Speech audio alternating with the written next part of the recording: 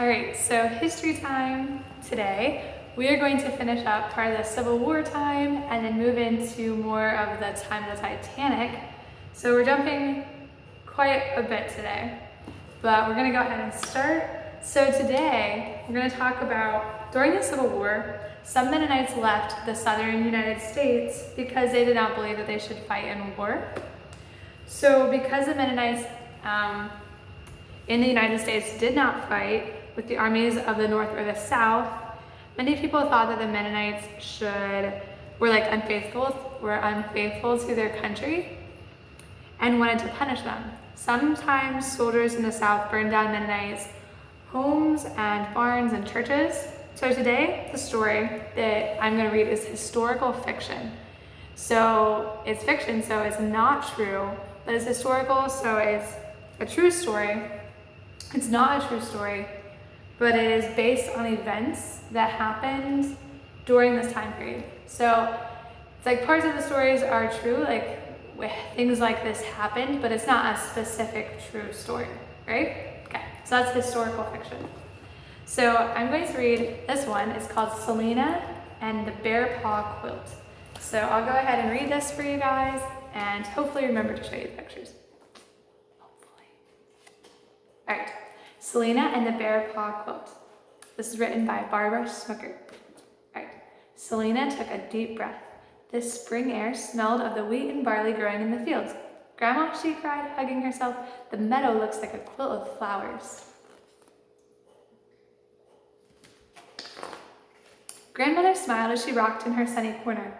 Her thimble, needle, and thread flashed as she pieced together small bits of cloth. Reluctantly, Selena lowered her head and stared at the mound of bread dough on the flour-covered table beneath the window. Selena, you must learn to make your fingers work as fast as your tongue, scolded Mother. We need the rest of that dough ready for baking soon. Tomorrow there will be aunts and sisters and cousins here for a quilting bee to finish Grandmother's Friendship Star Quilt, and your father will be coming home from his visit with Uncle John in Virginia. Uncle Jacob in Virginia. Okay, I can't wait for tomorrow. Selena clapped her hands together, scattering flour all over both herself and the scrubbed and polished kitchen floor. Mother shook her head, but when she looked at Selena, there was tenderness in her dark eyes. When will you learn to be humble and quiet, she sighed. Now Selena paid attention to her work. She kneaded every scrap of dough, patted it gently into the pans, and set the loaves aside to rise. Mother would decide when it was time to put them into the hot oven.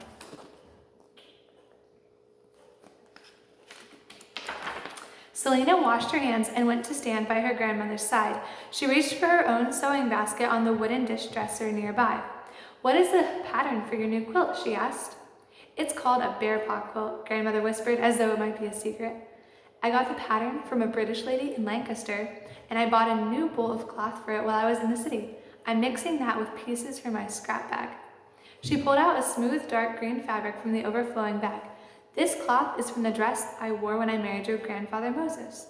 She touched it gently and laid it on the table. Grandfather had died before Selena was born. Then Grandmother showed her a white cloth sprinkled with daisies. This is from a set of baby clothes I made for you, Selena, when you were only 2. And this yellow is for my dear sister's favorite dress.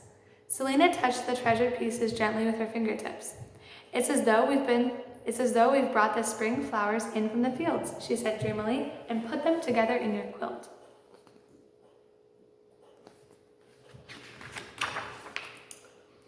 That evening, when the oil lamps were lit, Selena crept to the head of the stairs and watched her mother setting up the quilt frame. Spread out on it was a Friendship Star quilt top with a layer of wool batting inside and a strong cloth underneath.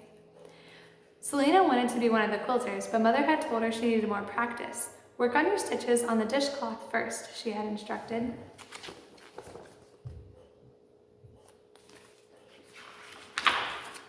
Quilting bees were like holidays for everyone. While the children played outdoors, the women sat around the quilting frame, laughing and chatting. They sewed the 3 layers of the quilt together with tiny stitches in a pattern that had been traced lightly on the cover. At the end of the day, everyone gathered to admire the Friendship Star quilt and with its long, thick patches of color.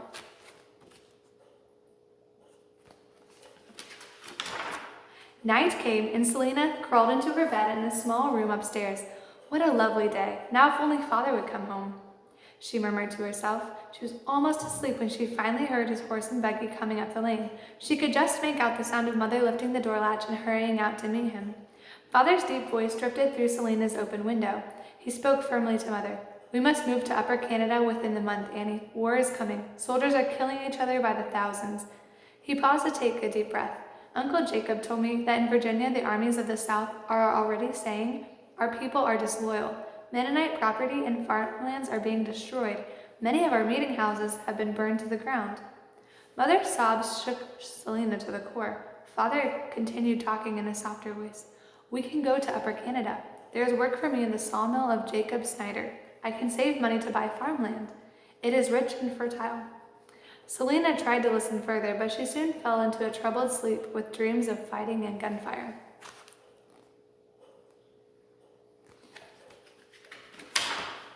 In the morning, Selena raced downstairs into her father's arms. He still wore his charcoal Sunday suit with the turned-up collar. His eyes were tired, as though he had not slept. Is it true, Father, Selena asked, that we will have to leave our farm? Is war coming? Yes, it is true that we will have to move, he answered wearily. There is no place for us in this country that is at war, but there will be many relatives and friends for you, Selena, in Upper Canada.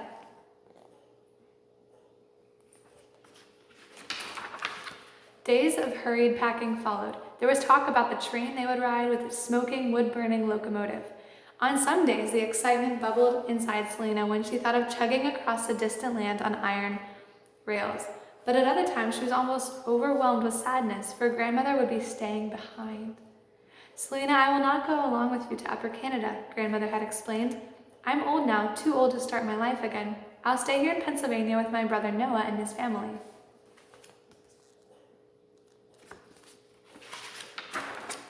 On the day before they were to leave, Grandmother called Selena into the kitchen. Come, child, she said, let's spread out the new quilt top. It's almost finished.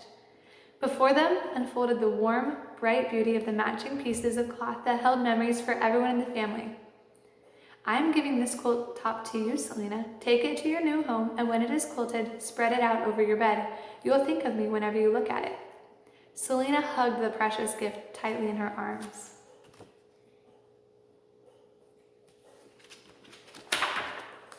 A large farm wagon with a 4-horse team came the next day to carry Selena and her family to the train station in Lancaster. There was the locomotive hissing with its steam. Soon the train was rolling through the countryside. The next afternoon, the train came to a suspension bridge that crossed the Niagara River into Upper Canada. Thin webs of iron swung perilously through the sky, connecting one country with another. Far down and in the gorge, the river churned in its rushing whirlpools.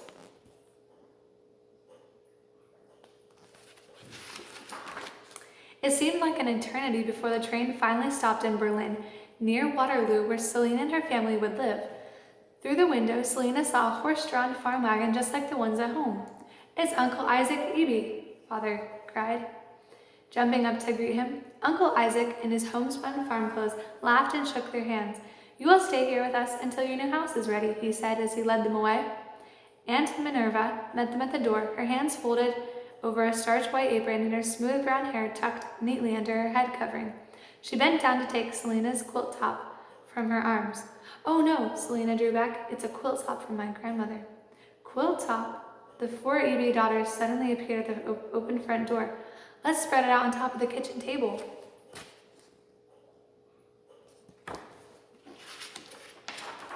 The dark green patches from Grandmother's wedding dress and the flowered daisies from Selena's baby clothes and the many, many squares of memory shone strong and beautiful in the sunny kitchen.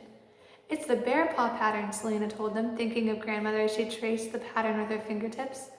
In Canada, we call this pattern duckfoots in the mud, one of her cousins said, laughing. It came to us here from our English neighbors.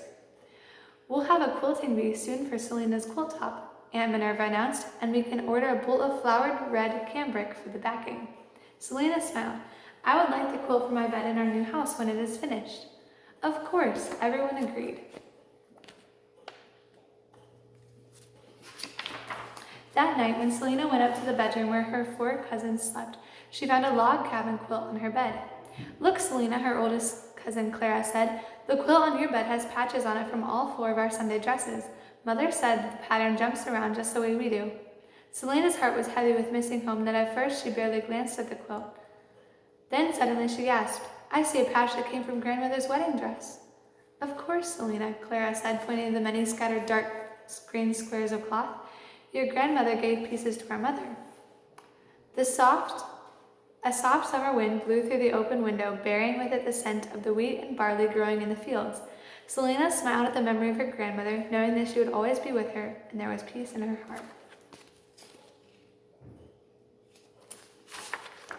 And that is the end of the story.